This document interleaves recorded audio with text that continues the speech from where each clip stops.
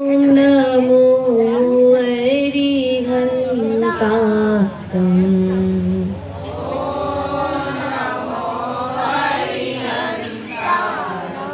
ॐ नमो सिरिसिद्धाडम्।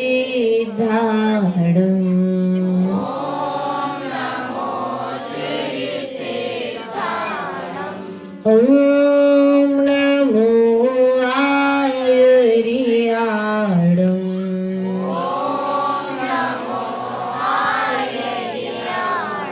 ॐ नमो वज्रायाडम्।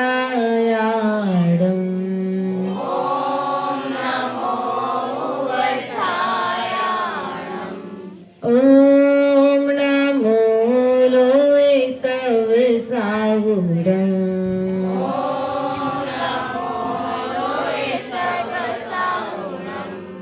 मेरे पवित्र मन में गुरुदेव आओ, मैं शास्त्र वाचन करूं, प्रतिभा जगाओ। अरहंत भासित सभी श्रुत देवताओं, क्या बोलना अब मुझे तुम ही बताओ। क्या बोलना अब मुझे तुम ही बताओ। बोलिए अनंतानंत सिद्ध परमेश्वरी भगवान की, देवादिदेव मूलाय आदिनाथ भगवान की, ससनाय भगवान महावीर स्वामी की, आचार्य भगवंत कुंद कुंद देवी की, आचार्य भगवंत विराग सागर जी महाराज की, आचार्य भगवंत विशुद्ध सागर जी महाराज की, आचार्य गुरुवर 108 विभव सागर जी महाराज की।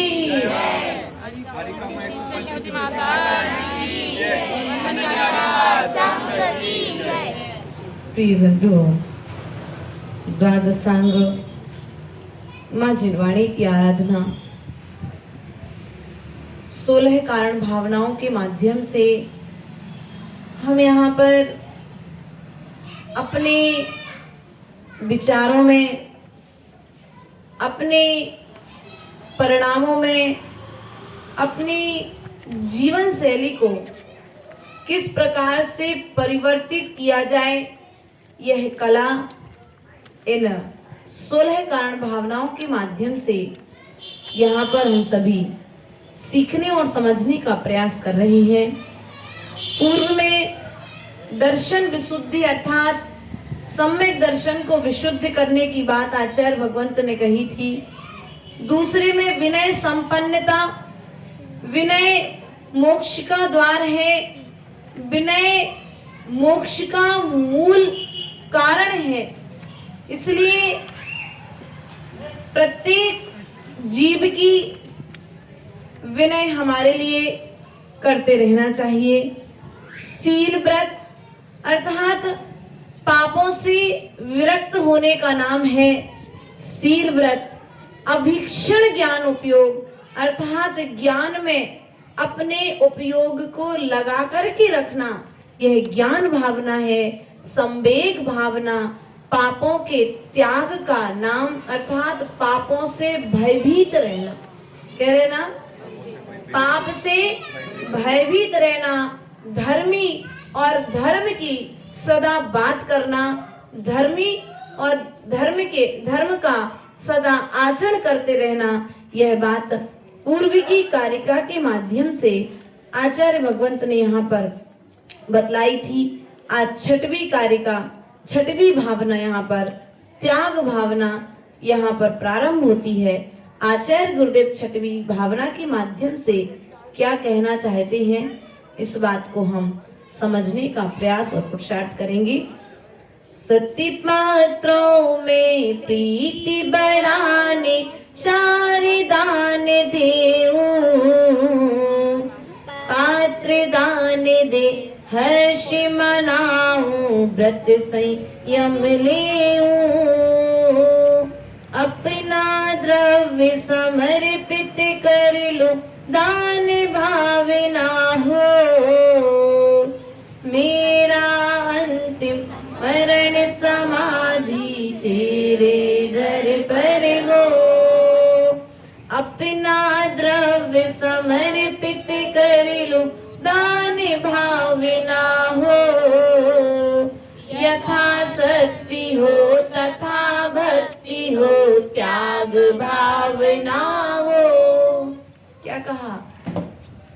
त्याग भावना कही यहाँ पर, अर्थात इसका त्याग करना, पापों का, कसायों का, किसका त्याग करना है, विकथाओं का। माता जी धन के त्याग करा लो हमसे, शास्त्र का दान करा लो, आहार का दान करा लो, लेकिन विकथा तो हमसे छूटती। बोलो दीपक भैया, धन का दान करा लो, शास्त्र का दान करा लो, औषधि का दान करा लो, अभय दान दिलवा लो, तो आपको 4 दानों में से जिस प्रकार का भी दान कराना है माता जी, वो दान हमसे करा लो, लेकिन कसायों और पापों के त्याग की बात मत करना। वो तो हमसे क्रोध के बिना मैं रह नहीं सकता। बच्चों को संभालने के लिए तो क्रोध करना ही पड़ता है। दुकान पर व्यापार में जब जाते हैं तो झूठ भी बोलना पड़ता है, मायाचारी भी करनी पड़ती है, छल कपट भी करना पड़ता है। तो पाप के बिना मैं अपना जीवन व्यतीत, 4 प्रकार के दान जो शास्त्र में कहे हैं, वे दान देने में तुम्हें सक्षम हूं, लेकिन दान के पूर्व में ध्यान रखना, अपात्र के द्वारा दिया गया दान भी पात्र को कुपात्र बना देता है। ध्यान रखना, यदि अपात्र के हाथ का दान है तो वह अपात्र का दान भी अच्छे अच्छे महापुरुषों की बुद्धि को भ्रष्ट, मरण कंडिका में ऐसी कई कथानक उस ग्रंथ राज में प्राप्त होते हैं कि एक मुनिराज बढ़िया साधना कर रहे थे और साधना करते करते आहार के लिए निकले। एक वैश्या के घर में उनका आहार हो गया और आहार के पश्चात उनके परिणाम इस प्रकार से परिवर्तित हुए कि वे उसी वैश्या के घर में रमण करने लगे। इसलिए प्रिय बंधुओं, यदि तुम्हारा ईमानदारी का धन है तो धर्म में लगेगा, और यदि ईमानदारी का धन नहीं है तो वो धर्म में, आप सोचते रहोगे कि मुझे दान देना है, मुझे दान करना है, लेकिन यदि वह धन किसी को सता करके, किसी को दबा करके, किसी को ठग करके लेकर के आए हो, तो वो धन तुम्हारा दान के स्थान पर लगेगा नहीं। वो धन मात्र तुम्हारे मान की पूर्ति करेगा और वो मान तुम्हारे लिए माटी में मिला देगा, लेकिन वो धन तुम्हारा दान में लगने वाला। इसलिए यहाँ पर कहा 4 प्रकार के दान की बात कही है।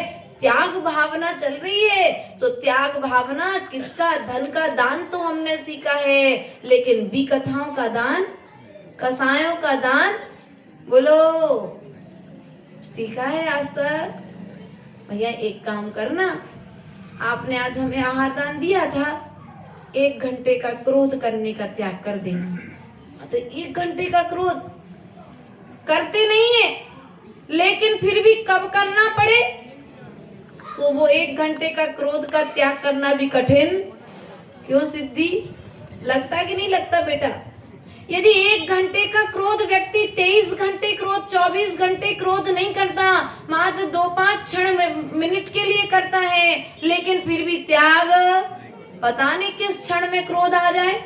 और जिस समय तुमने क्रोध करने का त्याग किया उसी समय बच्चे ने घर में ऊधम करना प्रारंभ किया, वो गुस्सा, बस उसी समय तो तुमने जो क्रोध का त्याग किया है ना, उस क्रोध की परीक्षा है।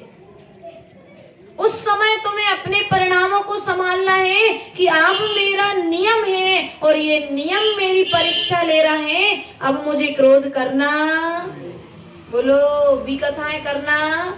माता जी हम किसी की बुराई नहीं करते, क्या हम किसी की बुराई, लेकिन कोई सुना दे तो सुन तो लेते हैं भैया। जब सुन रहे हो तो भी पाप है, वो कर रहे हो, बोलो तुम लोग तो समझदार हो, नौगावा वाले तो समझदार हो आप लोग। तो पाप करने में भी दोष है और पाप के विषय से सुनने में भी दोष है। यदि किसी की कोई बुराई कर रहा है, चुगली कर रहा है, निंदा कर रहा है, आलोचना कर रहा है, तो क्या करते हो? दीवार में कान लगा करके, खिड़की, यहाँ तो घर पास में है तो खिड़की में कान लगा के, और आंगन से छोटी दीवार है तो आंगन में खड़े होकर के आराम से सुनते कि नहीं सुनते हैं? प्रिय बंधुओं, आज हम दूसरे के घर में कान लगा करके सुनने का प्रयास कर रहे हैं। एक बार ये कान यदि अपने भीतर में लग जाते तो शायद संसार की यात्रा छूट जाती। संसार की यात्रा ना छूटने का कारण यही है कि हमने सत्पात्रों को दान दिया, लेकिन धन का दान तो दिया है, हमने भोजन का दान तो दिया है, हमने शास्त्रों का दान तो दिया है, लेकिन दान देते हुए भी मुझे दान का फल प्राप्त नहीं हुआ, क्योंकि दान का फल था चारित्र की प्राप्ति, अर्थात पाप का त्याग, कसायों का त्याग, विकथाओं का त्याग, मिथ्यात्व का घात होना। लेकिन वो सब कुछ तो शास्त्र दान का फल क्या है? बोलो, शास्त्र दान का फल क्या है? शास्त्र दान का फल है जो मिथ्यात्व का पर्दा तुम्हारे ज्ञान पर पड़ा हुआ है, वह मिथ्यात्व का पर्दा हट जाना चाहिए था। लेकिन शास्त्र दान देने के बाद में भी मिथ्यात्व का पर्दा हटा, और जब मिथ्यात्व का पर्दा हटा नहीं है, मतलब अभी शास्त्र देना तुम्हारा सार्थक। आहार दान देने के पश्चात में भी तुम्हारे भीतर ऊपर में विपत्तियां आ रही हैं, परेशानी आ रही है, मतलब तुमने दान तो दिया है, लेकिन दान तुमने ईमानदारी की कमाई कर नहीं दिया। क्योंकि अकृत पुण्य की कहानी हमारे सामने में आती, जो भविष्य में जाकर के धन्य कुमार बना, जिसने सोने के मंदिर और सोने की प्रतिमाएं विराजमान करवाई, सोने के मंदिर बनवाए। ऐसा दानपति जो पहले एक एक कण के लिए तरस रहा है, जन्म लेती माँ के गर्भ में आते ही पिता का मरण हो गया, गर्भ बढ़ते बढ़ते पूरे परिवार के एक एक सदस्य का मरण हो गया, और जन्म लेते ही उसकी नानी के सहारे उसकी माँ रहती, तो नानी का भी मरण। ऐसा पापी जीव कारण मंदिर के निर्माण का भोग किया था उसने पूर्व में, उसके फल से, अर्थात उसने निर्माण का भोग किया था, उसके फल से वह अकृत पुण्य बना, और अकृत पुण्य की पर्याय में उसने मुनिराज को एक ग्रास आहार दिलवाया था, दिया नहीं था। माँ से इतना ही कहा था कि माँ मेरे हिस्से की भी खीर मुनिराज को दे दो। क्या कहा था? मेरे हिस्से की भी खीर दे दो मुनिराज के लिए। बस इतना उसका कहना हुआ, माँ का देना हुआ, और उसने जो निर्माल्य का भोग किया था वो कर्म वहीं पर कट गया। आगे आकर के वही राजा सेठ का पुत्र हुआ, और वह जब सेठ का पुत्र हुआ तो उसने उसके जन्म के साथ ही, जैसे ही पहली बार वो निकलता ना, माँ और बेटे के बीच में नाल होती है, वो नाल निकली, तो उस नाल को जब खेत में गढ़ाने के लिए ले गए, आदि पुराण में विधि आई है कि उस नाल का क्या करना चाहिए। आज तो मिलती नहीं, अस्पताल में जन्म होते हैं, है ना, तो उसको ले जा करके खेत में गढ़ाने ले गए, तो खेत को खोदा गया, और जब खेत को खोदा गया तो स्वर्ण मुद्राओं से भरी हुई कढ़ाई मिली। इतना पुण्यात्मा जीव हुआ। और जब वह 1 वर्ष का हुआ तो उसके बाल उतारे गए, और बाल उतारने के पश्चात उन बालों को खेत में गढ़ाने के लिए ले गए, तो उसके बाल गढ़ाने के लिए जब खेत को खोदा तो घड़ा स्वर्ण मुद्राओं से भरा हुआ घड़ा मिला। उसका पिता राजा के पास में गया कि जितनी भी वस्तुएं भूगर्भ से प्राप्त होती हैं उन सब का अधिकारी कौन होता है? राजा होता है। तो राजा के पास में वह संपत्ति ले गए, और जब राजा के पास संपत्ति ले गए तो राजा ने कहा यह संपत्ति तुम्हारे पुत्र के भाग्य से तुम्हें मिली है, इसलिए वह संपत्ति तुम अपने पुत्र के जीवन पालन में उसे खर्च करो।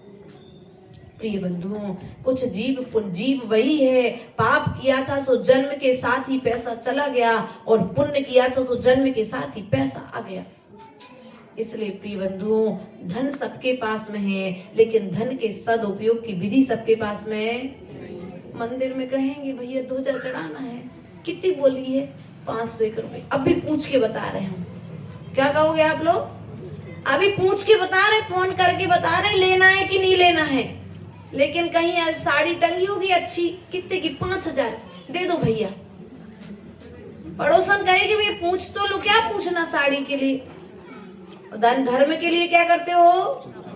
धर्म के लिए क्या करते हो? सबसे किसी से कोई रिश्ता नहीं है, लेकिन देने का मन नहीं है, इसलिए कहीं पति से पूछना है, कहीं सास से पूछना है।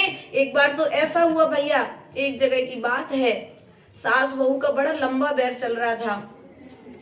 बहू से किसी साधु महाराज ने कह दिया कि बेटा तुमको यहाँ पर ये दान करना है। तो बहू ने कहा महाराज जी मैं सासू माँ से पूछ के बताती हूँ।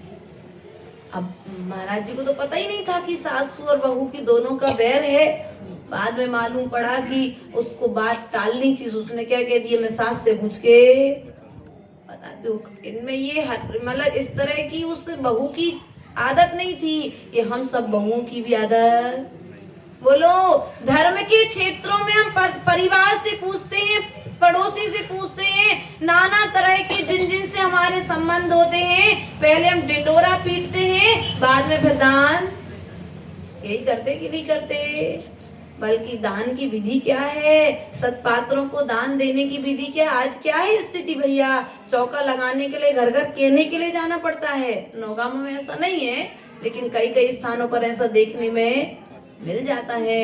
चौका लगाने के लिए घर घर कहने के लिए जाना पड़ता है, भाई महाराज आ रहे चौका लगाना है। लेकिन पहले ऐसा हुआ करता था कि सुन लिया कि साधु महाराज या संघ आने वाला है, तो श्रावक अपने दरवाजे पर कलश लेकर के, अब अभी पुण्यात्मा हो कि पहले की जीव ज्यादा पुण्यात्मा थे?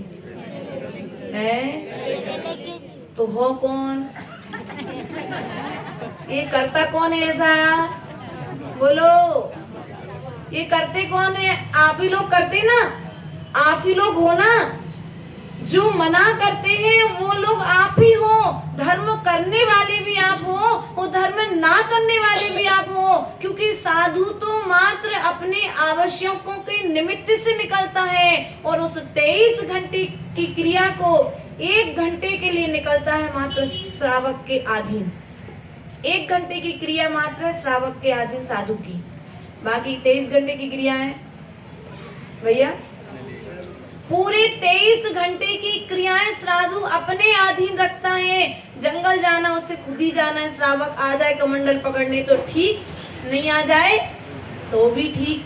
आहार चर्या के लिए जाना है और मात्र वो 1 घंटे की क्रिया में भी हम कितना विचार करते हैं। बोलो, 50 व्यक्ति घर पर आ जाए भोजन कराने के लिए, आपको सोचना नहीं पड़ेगा, विचार करना नहीं पड़ेगा। लेकिन एक साधु का चौका लगाना है तो कितने दिन पहले से सोचते हो, कितने दिन पहले से तैयारी करते हो, कितने लोगों से पूछते हो, तब कहीं जाकर के 2, 3, 4 दिन चौका। ये बंधुओं, आज धन मिला है, उस धन का सदुपयोग यदि तुम धर्म में करते हो तो वह धन तुम्हें आगे जाकर के पुनः मिलेगा, वरना फिर आगे जाकर के मिलने वाला नहीं है क्या? आज तुम उसे अच्छी भूमि में बो दो, उपजाऊ भूमि में। पंचम काल में तुमको ये उपजाऊ भूमि मिली है, 6वें काल के अंत में फिर तुम्हारे ने मुनिराज के दर्शन होने वाले। जाओगे 6वें काल में, स्वर्ग में देव बन जाओगे, तो देव पर्याय का देव भी मुनिराज को आहार। अभी मनुष्य पर्याय में मात्र तुम्हारे लिए मौका मिला है, और मनुष्य पर्याय में भी संयम पालन करने की क्षमता है, इसलिए तुम आहार दान दे सकते हो, वरना तुम आहार दान देने के भी पात्र।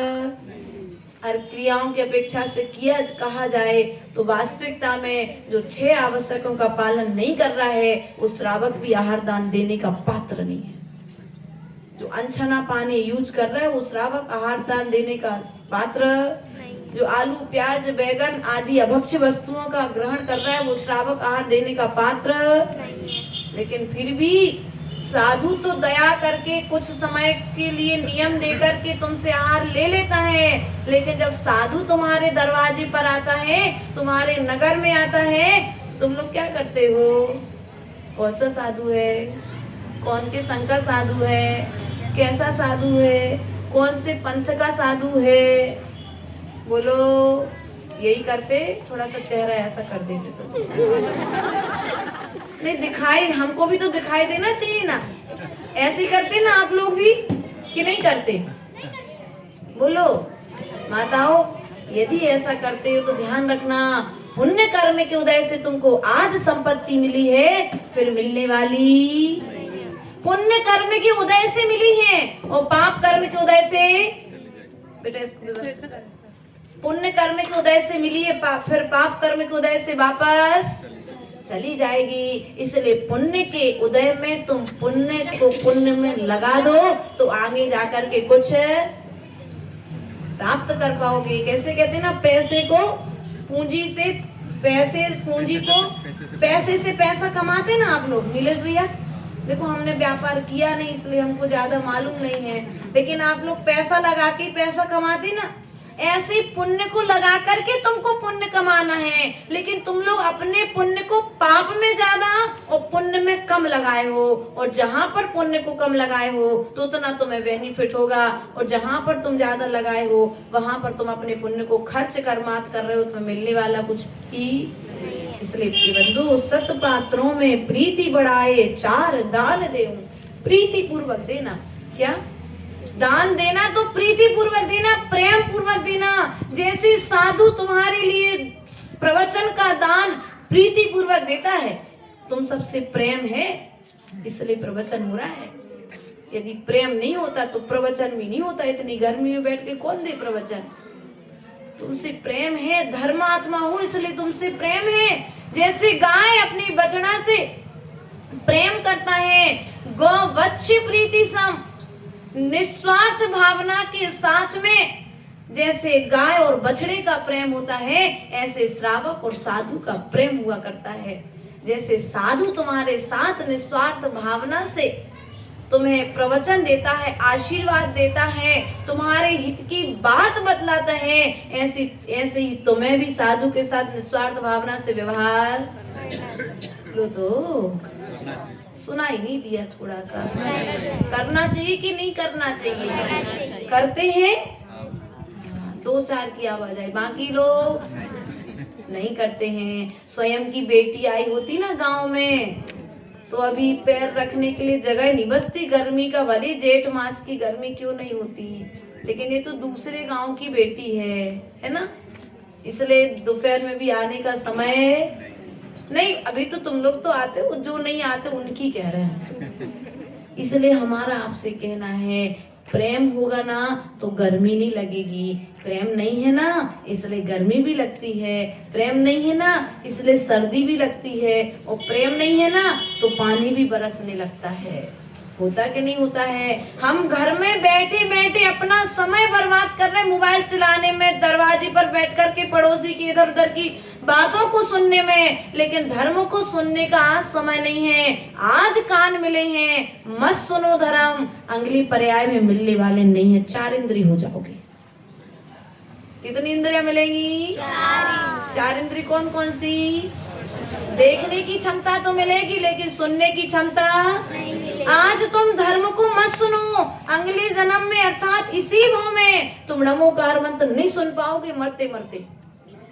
बद्दुआ नहीं दे रहे, मैं तो सोच लो माता जी ऐसा क्या बता रहे आपको, क्योंकि हमने अपनी कर्ण इंद्री का सदुपयोग नहीं किया ना। और जब सदुपयोग नहीं करेंगे, दुरुपयोग कर रहे ना भी कथाओं को सुनने में, तो इसका फल हमको मिलेगा कि नहीं मिलेगा? भैया ऐसा कोई कार्य मत करो कि तुम्हें अंतिम समय में तुम इन कानों से तुम नमोकार मंत्र भी ना सुन पाओ। इसलिए नमोकार मंत्र सुनने के संस्कार भी डालो और नमोकार मंत्र सुनाने के संस्कार भी डालो। दान देना है, धन की बात करेंगे तो लोग पीछे हो जाएंगे, लेकिन धर्म तो दान दे सकते ना आप लोग? बोलो, धर्म तो दान दे सकते कि नहीं दे सकते? दूसरे के लिए 4 बातें अच्छी सुना देना ही। अरे हम तो अच्छी सुना के आ गए, मजा आ गया आज तो। अरे का सुना के आए? कसाय की पूर्ति करके आ गए हो, अहंकार की पूर्ति करके आए हो, तुम्हें कसाय में आनंद आ रहा है, कसाय का आनंद आ रहा है, मजा आ गया। अच्छा उस दिन हमारे साथ ऐसा किया था ना, अब बदला ले लिया, मजा आ गया आज तो। अरे कसाय में तुम आनंद मनाए, कसाय का आनंद नहीं, जब तुम क्षमा में आनंद आने लगे तब कहीं जाकर के तुम्हारा सच्चा दान हुआ। तुम्हारे ऊपर सामने वाला क्रोध करे और तुम क्रोध करने वाले के ऊपर क्रोध ना करो, तब तो तुम क्षमा की संतान हो, क्षमा वीर महावीर की संतान हो। और तुमने क्रोध करके क्रोध किया तो तुमने क्या दिया?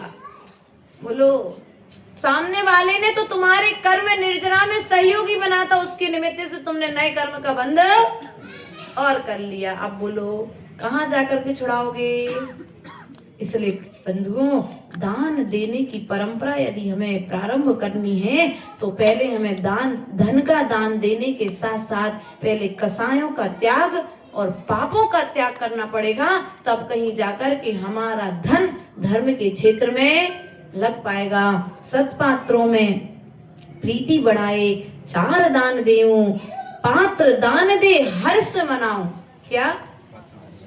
अरे कोई चौका नहीं लगा रहा था सो हमने लगा लिया। क्या कहते आप लोग? कोई दान नहीं दे रहा तो कोई बोली लेने वाला नहीं था सो हमने ले ली बोली। अब प्रसन्नता नहीं है। दान देने के बाद मन में क्या आ रही है? खिन्नता आ रही है। भार लग रहा है दान देना भी। कोई नहीं था सो दे दिया। नहीं भैया, आज मेरे पुण्य कर्म का उदय आया था कि रोज रोज तो सब लोग दान देने आते थे, लेकिन आज मुझे छोटी राशि में भी दान देने का सौभाग्य, आज मेरा धन हो गया। ऐसा कह पाते हो आप लोग? नहीं, ऐसा नहीं कह पाते। उस समय तो ये कहते हैं कोई नहीं था सो कर दिया हमने, नहीं तो हम नहीं करते ऐसा काम। क्यों भैया? अब बहुत सारी बातें आती, कहने को तो बहुत कुछ है, लेकिन समय अपनी मर्यादा से बढ़ता चला जा रहा है। व्रत संयम लेऊं, पात्र दान दे हर्ष मनाऊं। जब भी जहां पर भी जिस भी क्षेत्र में, छोटा करो बड़ा करो, जितना भी दान करो, लेकिन दान देने के बाद में भीतर में क्या होना चाहिए? प्रसन्नता होना चाहिए, खिन्नता नहीं आनी चाहिए। व्रत संयम लेऊं, अपना द्रव्य समर्पित कर दूं। किसका द्रव्य? कभी चौका लगाओ तो किसी के हाथ से घी, किसी के हाथ से शक्कर, किसी के हाथ से आटा मंगा करके चौका मत लगाना। तुम्हारे घर में यदि नमक रोटी हो तो नमक रोटी खिला देना, पानी दूध रोटी खिला देना साधु को। तुम्हारे घर में नहीं हो ड्राई फ्रूट मत खिलाना, नहीं हो फल जूस मत खिलाना, लेकिन दूसरे के हाथ से मांग करके ला करके चौका नहीं लगाना। क्यों? क्योंकि आचार्य भगवंत ने कहा अपना द्रव्य, किसका द्रव्य देना है? अपना द्रव्य समर्पित करके। अपना द्रव्य, तुम लोग कहते ना माता जी, ये जब ये लोग बच्चे लोग कोई सामान लेके जाते हैं ना आहार दान के लिए अपने अपने घर से, तो तुम लोग चौके वाले क्या कहते? हमारी चीज भी तो चलाओ भैया, हमारा फल भी तो चलाओ। और जब तुम्हारा फल चलने लगता है कितना अच्छा लगता है तुम्हें, खुशी होती ना उस समय। तो उसी प्रकार से छोटा थोड़ा भी दें, लेकिन हम कर्ज लेकर के दान ना करें। क्या? और ऐसा भी दान की बोली, ऐसी भी दान की बोली ना लें कि तुम्हारे जाने के बाद तुम्हारी पीढ़ी दर पीढ़ी उसे चुकाती रहे। बोली तो इतनी लेना भैया नीलेश, जितनी बोली तुम अपने जीते जी चुका दो। और दान की विधि तो सीधी ये है कि एक बार बोलना और दूसरी बार दान दे देना। एक हाथ से लेना और दूसरे हाथ से चुका देना। तत्काल के तत्काल, यहाँ बोली हुई कि तत्काल चुक जाए, वही सच्चा दान है। फिर अब आजकल दान की विधि में बहुत सारी व्यवस्थाएं प्रारंभ हो गई हैं। सालों साल की किस्त आदि बना करके बोलियां लेने लगे हैं। ठीक है, वो व्यवस्था भी अब, लेकिन इतनी बोली लो कि जितनी बोली में तुम्हारी पीढ़ी दर पीढ़ी कर्जदार ना बन जाए, और जाने के पहले चुका करके जाओ। ऐसा नहीं हो कि तुम्हारा पुण्य कर्म का उदय था सो घर में संपत्ति थी और तुम गए सो घर से संपत्ति भी चली गई, और मंदिर की बोली देते देते बच्चे के बाल सफेद, जवानी में बच्चा बूढ़ा। ऐसा कोई कार्य करके नहीं जाना। अपना द्रव्य समर्पित कर लूं, दान भावना हो, यथा शक्ति हो तथा भक्ति हो। क्या? यथा शक्ति हो तथा भक्ति हो। हमारी जैसी शक्ति हो मैं वैसा दान दूं। जिनके पास धन दान देने की शक्ति है वे धन दान दें। जिनके पास में तन से श्रम करके दान देने की शक्ति है वे तन से श्रम करके दान करें। जिस प्रकार से भी मन से भी दान होता है, होता कि नहीं होता? भावना भा करके क्या हुआ? सभी साधु संत स्वस्थ रहे। क्या हुआ? ये भावना भी तो सद्भावनाओं का दान दिया कि नहीं दिया आप लोगों ने? इसलिए धन से भी दान होता है, तन से भी दान होता है, और मन से भी दान होता है। जैसे भी बने त्याग भावना हो, अपनी शक्ति के अनुसार हमें त्याग भावना का पालन करने का प्रयास और पुरुषार्थ करना चाहिए। बोले भगवान महावीर स्वामी की।